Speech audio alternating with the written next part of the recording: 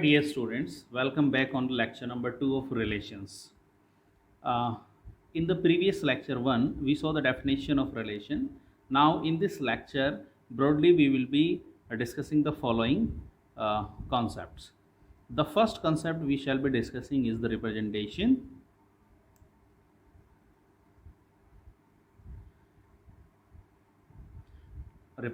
of relations.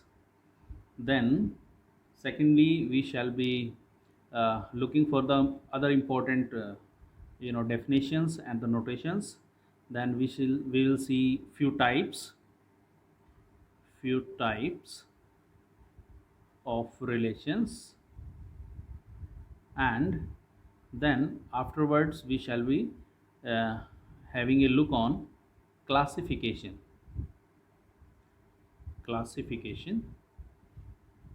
of relations. Alright बेटा, तो start करते हैं रिप्रेजेंटेशन से. In how many ways we can represent a relation and what are the representational methods in order to represent a relation. So now consider a relation.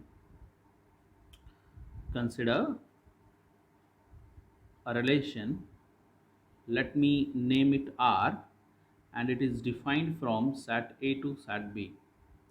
Now it is important to give information about set A and B.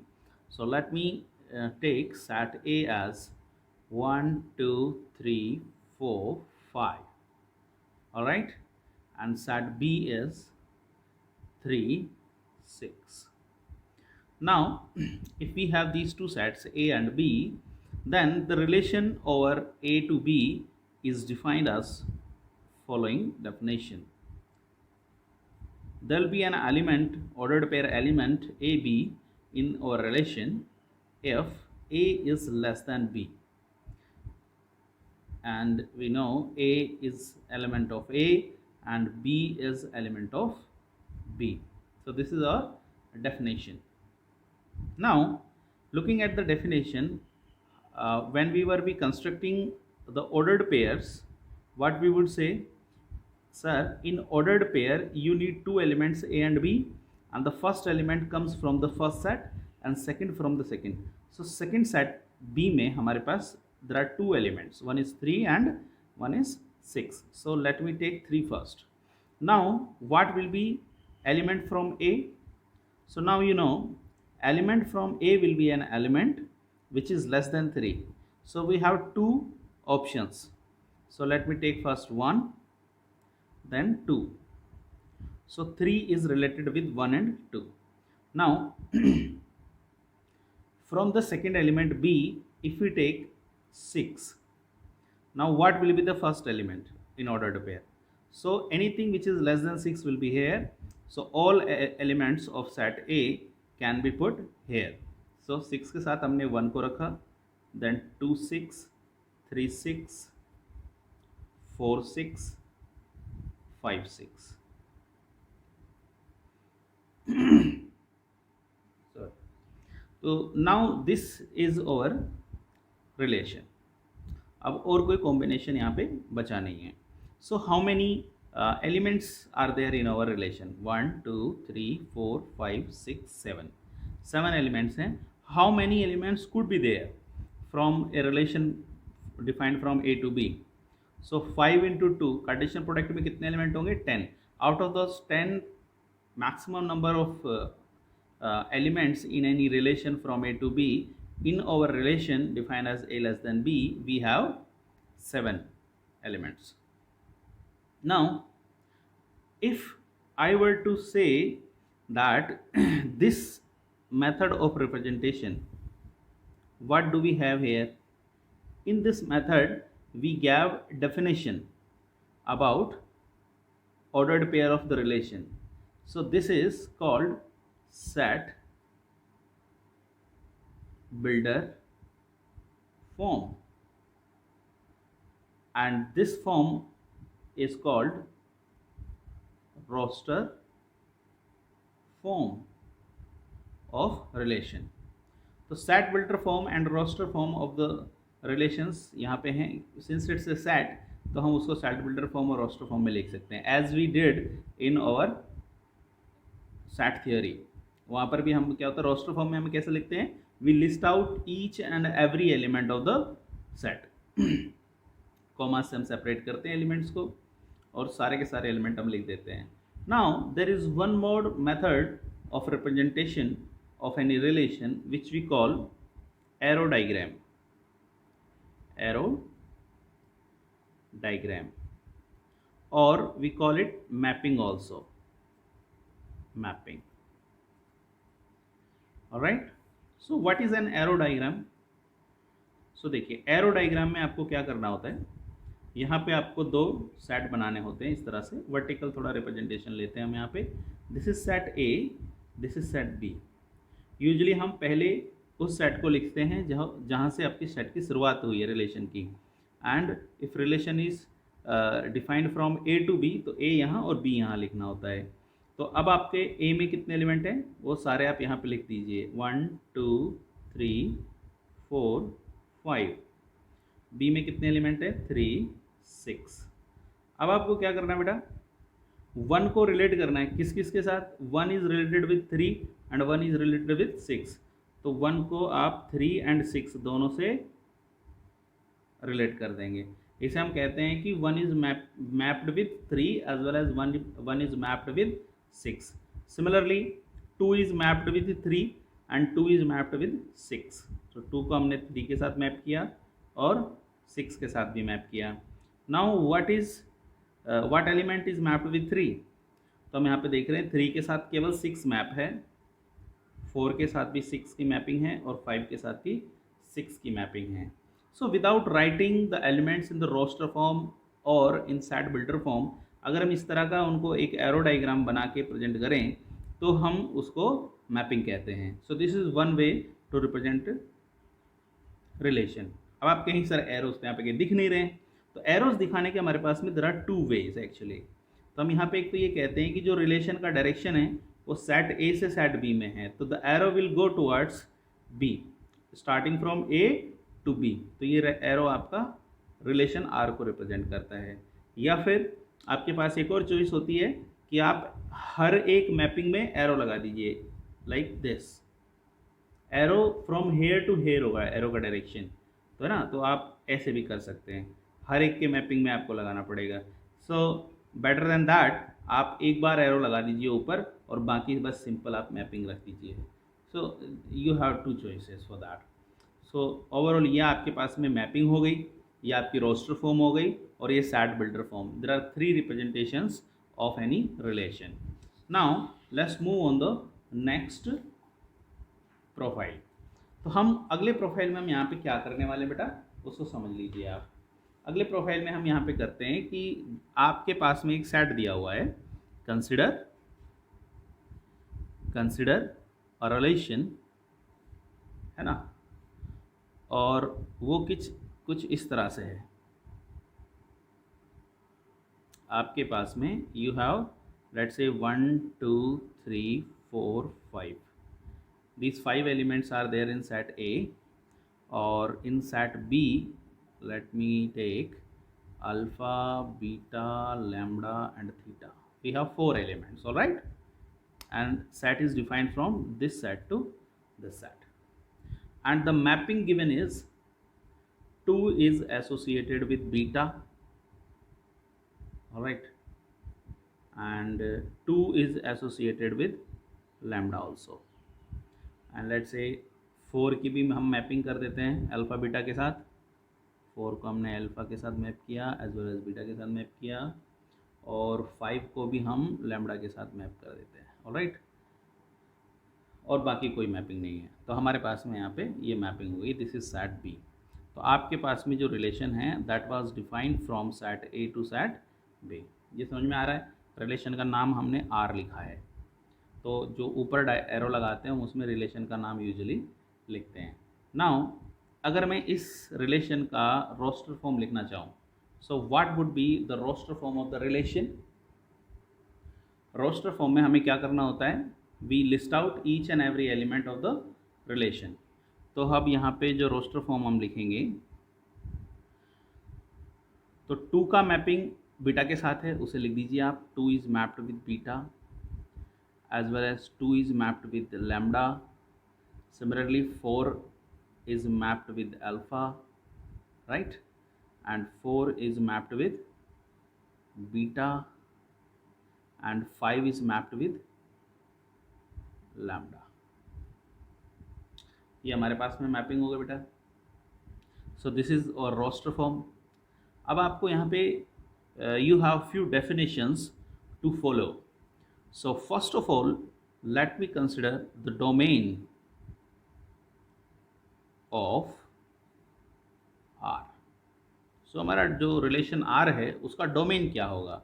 What do we mean by domain is it's a set which has elements of set A only which are involved in our relation. समझ में आ रही बात? Set A के वो सारे elements जो कि association में इन्वॉल्व हैं, they make domain. So domain यहाँ पे क्या हो गया बेटा कि आप कहेंगे कि domain is a set having 2, 4 and 5 in it. 2, 4 and 5 in it. 1 क्यों नहीं लिया? क्योंकि 1 का कहीं एसोसिएशन ही नहीं हो रहा है बी के एलिमेंट्स के साथ. 3 भी एसोसिएशन में इन्वॉल्व नहीं है, तो 1 and 3 are not part of domain. अच्छा, now the second definition comes, that is codomain. ठीक है, कोडोमेन हम किसे कहते हैं? Codomain of R. क्या होता है कोडोमेन? अगर आपका रिलेशन ए टू बी में डिफाइंड है, relation R is defined from A to B, then this complete B set is called codomain. तो बी सेट को आप कोडोमेन कहेंगे, या फिर आप पूरे के पूरे बी सेट को लिख भी सकते हैं, alpha, beta, lambda, theta. This complete B set is our codomain. Now the another definition comes of relations. Alright बेटा, सॉरी रिलेशंस नहीं, range. Range of relation R. Range क्या होती है? रेंज हमारे पास में होती है elements of set B which are involve in association.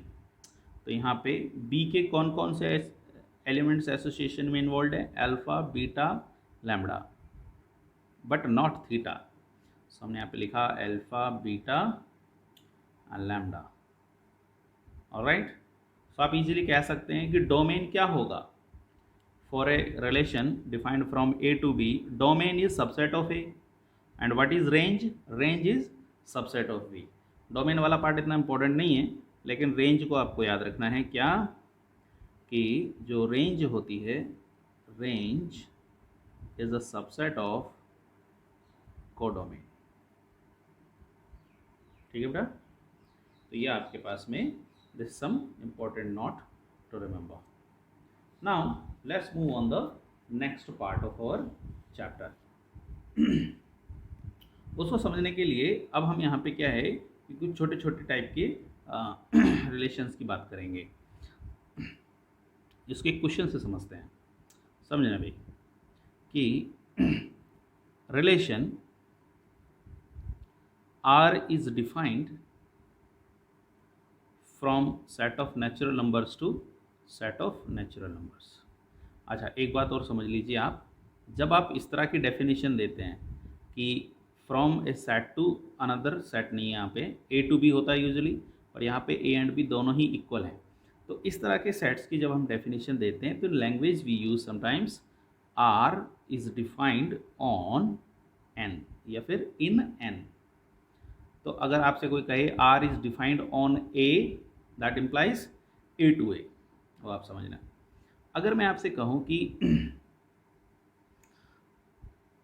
जो आपका रिलेशन है, it follows the definition that it has elements A B such that a plus b is less than 1 and a b both belong to set of natural numbers. Find an r. That is our question. अब इसको solve करने के लिए समझिए आप, जब हम यहाँ पे रिलेशन लेते हैं तो we need to find the ordered pair in it. तो ऑर्डर्ड पेयर में हमें क्या लेना होगा, ऐसे दो नेचुरल नंबर्स लेना है जिनका सम 1 से कम हो। Now we do not find any pair of natural numbers जिनका सम 1 से कम हो जाए, क्योंकि मिनिमम नेचुरल नंबर क्या होता है आपके पास 1। So minimum of sum of any two natural numbers is 2।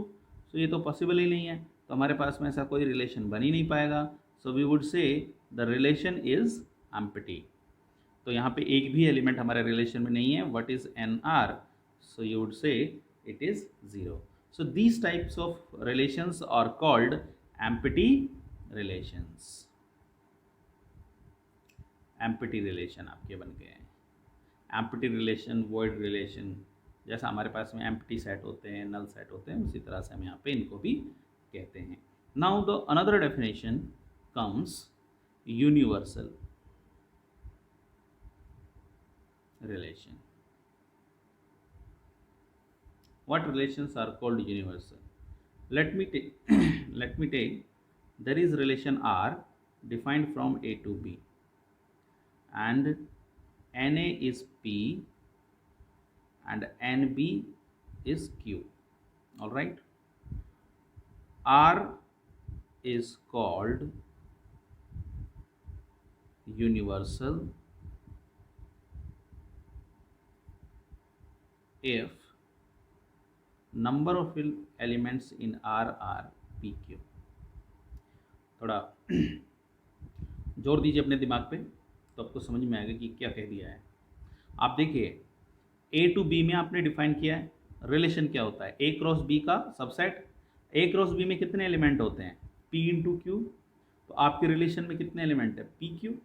इसका मतलब है you have taken each and every element from A cross B, और पूरा का पूरा आपने कार्टेशियन प्रोडक्ट ही ले लिया रिलेशन बनाने के लिए। तो अब आप क्या कहेंगे, if every element of set A is in association with every element of set B, then it becomes a universal relation.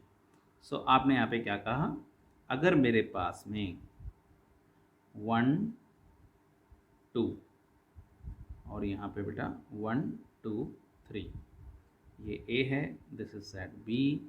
अगर आपको इन दोनों में एक यूनिवर्सल रिलेशन डिफाइन करना है तो 1 की भी आपको इन तीनों के साथ मैपिंग करनी पड़ेगी, एज वेल एज 2 की भी इन तीनों के साथ मैपिंग करनी पड़ेगी। This relation becomes universal relation.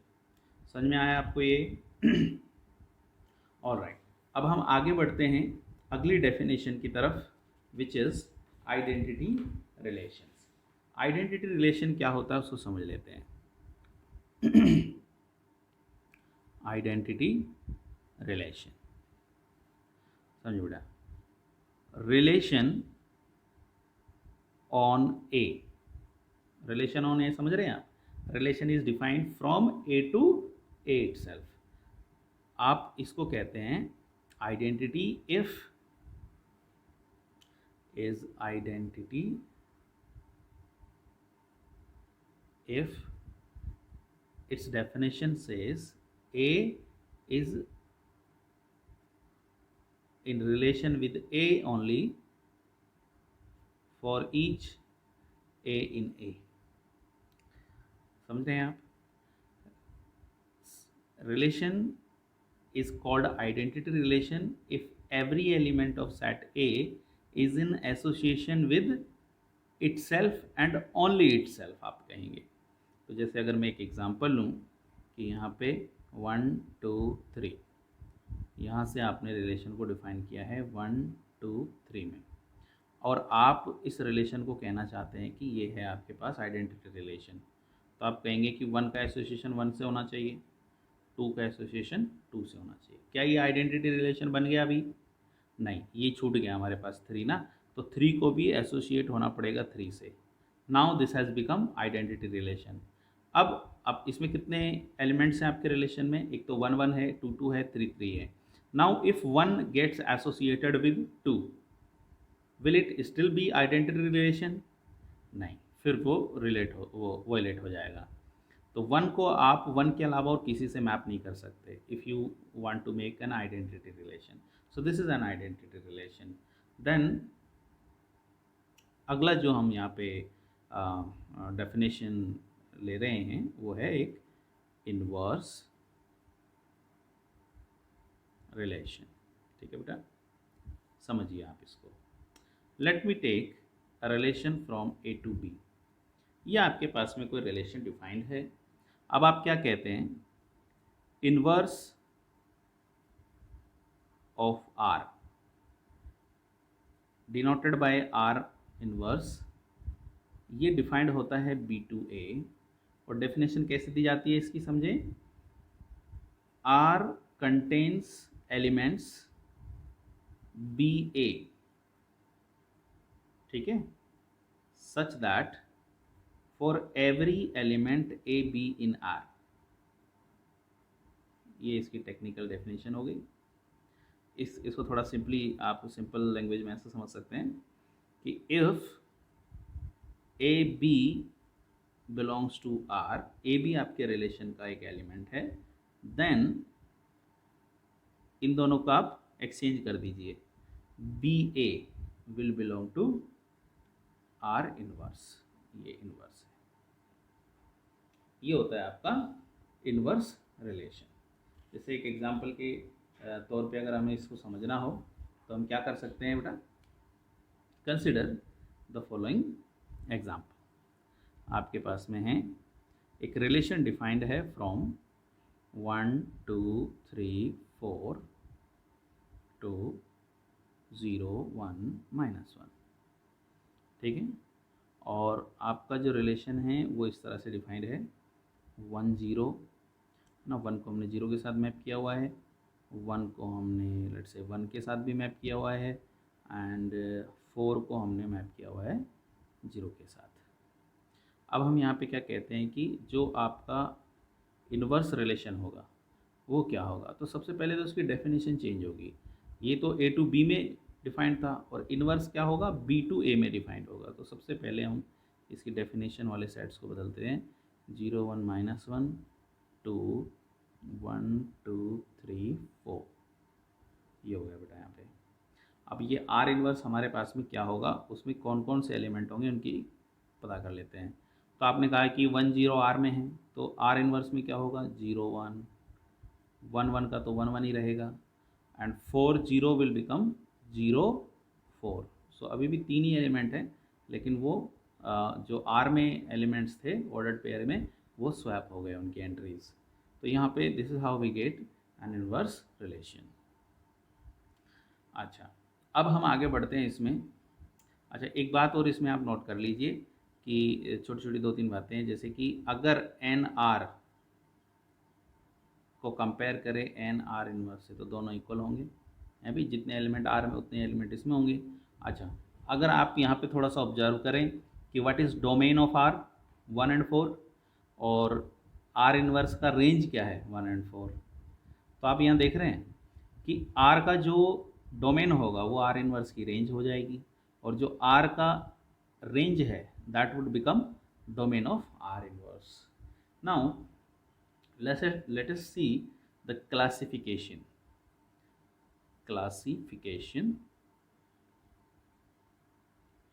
of relations। Classification में हम ब्रॉडली 3 टाइप के क्लासिफिकेशंस यहाँ पे देखेंगे बेटा। 3 टाइप के क्लासिफिकेशंस ऑफ रिलेशंस में we study reflexive, then symmetric, then transitive. ये 3 टाइप के हम रिलेशंस यहाँ पे देखेंगे। और ऐसे relations which are of type relation reflexive, symmetric as well as transitive. अगर कोई रिलेशन रिफ्लेक्सिव भी है, सिमेट्रिक भी है और ट्रांजिटिव भी है, such relations are called equivalence relation. मतलब समझ रहे हैं, ये अपने आप में कोई इंडिपेंडेंट डेफिनेशन नहीं है, बस आपको ये देखना है कि कोई रिलेशन रिफ्लेक्सिव भी है, सिमेट्रिक भी है, ट्रांजिटिव भी है, तो आप उसे इक्विवेलेंस रिलेशन बोल दोगे। ठीक है, तीनों टाइप का होना चाहिए। अच्छा, आगे बढ़ते हैं अब इसमें अपन कि what are the individual definitions of reflexive, symmetric and transitive relations. So सबसे पहले let me take the definition of reflexive relation. Reflexive relation क्या होती है समझ लें आप. Relation R on A मतलब A to A is called reflexive. आप भी लिखते रहो साथ में. If AA belongs to R for each A in A, मतलब A में कितने भी एलिमेंट हो डजेंट मैटर, लेकिन जितने भी एलिमेंट्स हैं हर एक एलिमेंट अपने साथ एसोसिएशन में होना चाहिए. और भी कोई एलिमेंट्स हो सकते हैं लेकिन 1 1 2 2 3 3 4 4, इफ़ 1 2 3 4 आर द एलिमेंट्स, तो 1 1 2 2 3 3 4 4 ये सब आपको रिलेशन में दिखने चाहिए. Such relations are called reflexive. Symmetric relations के बारे में जान लेते हैं. सिमेट्रिक रिलेशंस तो आप कहेंगे R on A is symmetric if आपको अगर AB दिखे then it must imply that BA you will definitely see in the relation. अगर ये वॉयलेट हो गया तो नॉट सिमेट्रिक बोल देंगे. वॉयलेट कब होगा? If you see AB but you do not see BA. उसको भी लिख लेते हैं यहाँ पे. If AB is in R but we do not see BA in R, then we call it not symmetric. समझ में आया बेटा? नॉट सिमेट्रिक के लिए आप कहेंगे कि AB का पेयर आपको R में दिखना चाहिए एंड BA का पेयर R में नहीं दिखना चाहिए. अगर आपको you find at least one pair such that उसका एक्सचेंज करने पे आपको रिलेशन में ना मिले, you call it not symmetric relation. आगे अगर हम बात करें what are transitive relations. Transitive relations इसको समझिए आप कि relation on A that is A to A is transitive if आपको AB R में मिलना चाहिए as well as BC R में मिलना चाहिए. देन AB जहाँ पे B खत्म हो रहा है वहाँ से अगला चालू हो रहा है B to C, तो AB BC आप ढूंढेंगे AC, then definitely find in R if this relation is transitive. या दूसरे शब्दों में कह सकते हैं इसका वॉल्यूशन क्या होगा. इफ AB आपको R में मिले एज वेल एज BC भी आपको R में मिले but AC you do not see in R, then only R is not symmetric.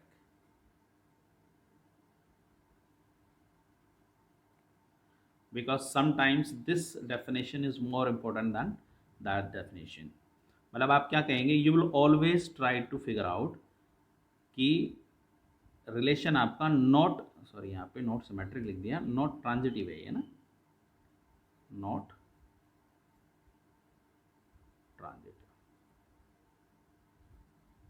क्या करेंगे हम यहाँ पे, जब भी हम क्वेश्चन को सॉल्व करेंगे सबसे पहले हम ये देखेंगे कि are we able to prove that relation is not transitive. Not transitive कब होता है, जब ए बी और वी सी मिले और ए सी ना मिले. If we are unable to show that relation is not transitive then definitely it will be a transitive relation. ठीक है बेटा, चलिए ये हमारा था थ्योरी पार्ट. अब हम सोल्व करते हैं कुछ क्वेश्चंस. जो भी थ्योरी हमने अभी तक देखी है उसको प्रैक्टिस करने के लिए लेट्स सॉल्व सम क्वेश्चंस. तो फर्स्ट क्वेश्चन सेज आपके पास में एक रिलेशन है जो फर्स्ट 10 नेचुरल नंबर्स में डिफाइंड है such that x plus 2y becomes 5। तो हमारे पास में जो रिलेशन है उसमें कौन कौन से एलिमेंट्स होंगे एज एन ऑर्डर्ड पेयर। तो आप सबसे पहले 1 को ले लीजिए यहाँ पे। If x is 1 y will become 2। If x is 2 y will become 3/2, वो तो पॉसिबल नहीं है। इफ़ x इज़ 3 तो y will become 2, sorry y will become 1। और फिर x अगर 4 है तो y आपका 1/2 हो जाएगा, वो नहीं है। इफ़ x इज़ 5 और मोर देन दैट तो आपको नॉट पॉजिटिव नंबर्स मिलेंगे, 0 मिलेगा, -1 -2 इस तरह से। तो अब कोई भी हमें और रिलेशन नहीं मिल पाएगा। तो ये दोनों हमारे पास में यहाँ पे इस रिलेशन को सेटिस्फाई करने वाले ऑर्डर्ड पेयर्स हैं। सो इन्वर्स क्या होगा? इन्वर्स होगा, आप इनको स्वैप कर दीजिए बेटा। 2 1 हो गया और ये 1 3 हो गया। ये लीजिए आपका इन्वर्स मिल गया। इन्वर्स ऑफ आर पूछा था आपसे। या फिर आप ऐसे भी कर सकते हैं कि जो आपका आर इन्वर्स है, आप क्या करें, यहाँ पे ये एक्स वाई था तो आप इसे वाई एक्स कर दीजिए। ये आपकी builder form, sad builder form में भी मिल जाएगा आपको वाई एक्स सच दैट, यहाँ पर भी आपको करना पड़ेगा डेफिनेशन में भी कि y प्लस 2x इज़ 5, ठीक है। और एक्स वाई दोनों आपके सेट ए में बिलोंग करते हैं। So this could be the definition of inverse relation. Second question try करते हैं बेटा। क्वेश्चन नंबर 2 क्या कह रहा है कि आपसे डोमेन एंड रेंज पूछा है इस रिलेशन का, और रिलेशन कैसे डिफाइन किया है, कैसे एलिमेंट्स हैं यहाँ पे 3x and x square plus 2। What is x? x is a composite number less than 10। तो सबसे पहले आप इसको पॉज करके थोड़ा ट्राई कीजिए। ओके, अब हम इसको सोल्व करते हैं। तो पहले हम नेचुरल नंबर्स लिख लेता हूँ मैं, 1 2 3 4 5 6 7 8 9, है ना, बिकॉज डायरेक्शंस हैं कि 10 से छोटा होना चाहिए। अब इनमें से कंपोजिट लेना है तो सबसे पहले प्राइम नंबर्स को आप हटा दीजिए। 5 7 3 2 ये प्राइम नंबर हटा दिया हमने। और जो हमारे पास बचे हैं 9 8 6 4 एक 1। 1 क्या है? ना तो ये प्राइम होता है ना ही ये कंपोजिट होता है, तो आप इसे भी हटा दीजिए। तो कंपोजिट नंबर हमारे पास में 4 बच गए, 4 6 8 एंड 9। तो उनको लेके सबसे पहले x की वैल्यू 4 रख दो यहाँ पे, फिर x की वैल्यू 6 रख दो, फिर 8 और 9। So what relation do we get then? तो जैसे आपने 4 रखा इट बिकम्स 12 एंड 18। अगला आपको मिलेगा 5 रखने पर, सॉरी 6 रखने पर मिलेगा 18 एंड 38, ठीक है, 24 66। और 9 रखने पे क्या मिलेगा 27, और 9 स्क्वायर प्लस 2 कितना होता है 83। तो आपके पास डोमेन क्या है बेटा? डोमेन बड़ा आसान है, पहले एलिमेंट उठा लीजिए सबके। तो 12 18 24 एंड 27। रेंज क्या है यहाँ पे बेटा? Range is the second elements of the ordered pairs, 18 38 66 and 83। आसान हो गया। अब अगला क्वेश्चन हम यहाँ पे कोशिश करते हैं, क्वेश्चन नंबर 3। क्वेश्चन नंबर 3 में आपसे पूछा है कि इस रिलेशन का टाइप क्या है। तो सबसे पहले आप ये देखिए, रिफ्लेक्सिव के लिए चेक कर लेते हैं। आपने ए टू ए में डिफाइन किया 1 2 3, तो आपको 1 1 2 2 3 3 मिलना चाहिए, और तीनों के तीनों हमें मिल रहे हैं यहाँ पे। तो this is reflexive also, right. अब now let's talk about the symmetric type of relation. तो सिमेट्रिक के लिए आपको ये इक्वल वाले तो काम के नहीं है। तो जैसे ही हमें 1 2 मिला तो हमें 2 1 मिलना चाहिए, जो कि है हमारे पास। So it is symmetric. अच्छा, व्हाट अबाउट ट्रांजिटिविटी? तो ए बी बी सी, तो क्या हमें ए सी मिल रहा है? हमारे पास में ए है, ये बी है, ये बी है, ये सी है, A B B C. Then do we have A C? Yes we do. So ये ट्रांजिटिव हो गया। So this relation is of reflexive, symmetric as well as transitive type. So it is an equivalence relation, ठीक है कि नहीं? तो ये आपका रिलेशन इक्विवेलेंस टाइप का है। अब नाउ इस रिलेशन का भी आपको बेटा टाइप बताना है। तो डेफिनेटली 1 2 3 पे अगर ये डिफाइंड है तो क्या ये रिफ्लेक्सिव है? तुरंत देखते हैं, हमने 1 1 दिख रहा है हमें, 2 2 नहीं है, 3 3 नहीं है, और दोनों होने चाहिए थे, तो ये रिफ्लेक्सिव नहीं है। सिमेट्रिक के बारे में क्या कहेंगे? सिमेट्रिक में सर ए बी आपको दिख रहा है 3 2, but we must find 2 3 also which is not there, तो ये सिमेट्रिक नहीं है, because 2 3 is not in our relation. Is it symmetric? नहीं, सिमेट्रिक तो हमने बात कर लिया है। और क्या ये ट्रांजिटिव है? तो ट्रांजिटिव नहीं है। आप ऐसा कब बोलते हैं? आप कहते हैं कि हमें ए बी मिलना चाहिए और बी सी मिलना चाहिए। अगर ए सी ना मिले, on the top of that, after receiving A B and B C, if you do not find A C, तो ही हम बोलते हैं कि नॉट ट्रांजिटिव। बट यहाँ पे हमें ए बी और बी सी वाले पेयर मिल नहीं रहे, तो 3 2 है, अब 2 से स्टार्ट होने वाला कोई यहाँ पे ऑर्डर्ड पेयर नहीं है, तो हम यहाँ पे कहेंगे कि ये ट्रांजिटिव है। yes it is transitive, because we are not able to say that it is not transitive, hence it is transitive। ठीक है। अब जो हमारे पास में लास्ट प्रॉब्लम आता है, दैट इज, इसमें आपसे ये पूछा है कि इसका टाइप क्या होगा, जो कि आपने कहाँ पे डिफाइन किया रिलेशन को? प्लेन है आपके पास में, उसमें जितनी भी लाइंस हैं उनके ऊपर, तो दो लाइन अगर आपकी रिलेटेड हैं, रिलेशन में अगर इन्वॉल्व हैं, तो दे मस्ट बी परपेंडिकुलर। तो क्या ये रिफ्लेक्सिव है? तो रिफ्लेक्सिव होने के लिए तो every line must be in association with itself. तो क्या आप इसे रिलेशन में कहेंगे? If you do, that means L is related to L, that implies L is perpendicular to L। तो वो तो इनकरेक्ट है, ये तो गलत बात है ना, कोई लाइन अपने परपेंडिकुलर थोड़ी ना होती है। तो आप कहेंगे कि कोई भी लाइन अपने साथ रिलेशन में नहीं हो सकती, hence it is not reflexive. Symmetric, अगर दो लाइन मेरे पास L1 L2 रिलेशन में हैं, L1 L2, तो क्या L2 L1 भी रिलेशन में होंगी? यस। अगर L1 L2 के परपेंडिकुलर है तो definitely L2 is perpendicular to L1 also. तो आपने क्या कहा कि ये सिमेट्रिक हो जाएगा बेटा। अब हम बात कर लेते हैं ट्रांजिटिविटी के बारे में।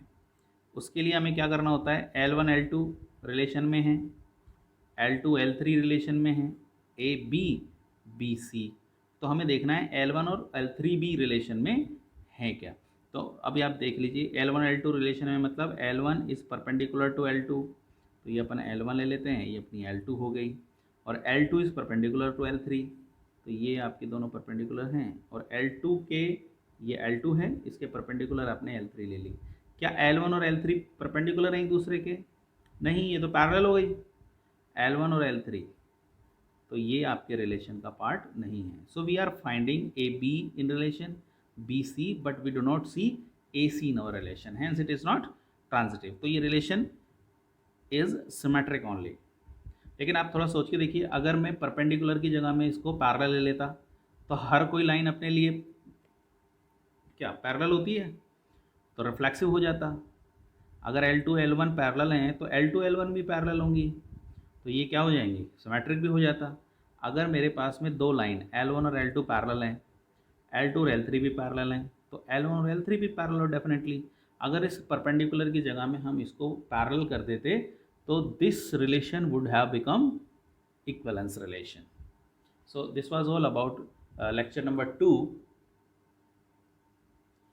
तो बेटा ये आपका लेक्चर 2 का असाइनमेंट है, आप इसको घर पे ट्राई करेंगे। There are total 7 questions as it were in the assignment of lecture 1। तो ये जो क्वेश्चन नंबर 7 है, ये आपके लिए एक्स्ट्रा क्रेडिट की तरह है, आप थोड़ा कोशिश कीजिए, यू विल एंजॉय दिस। बाकी 6 क्वेश्चन तो आपके लिए कंपलसरी है करना। Thank you so much.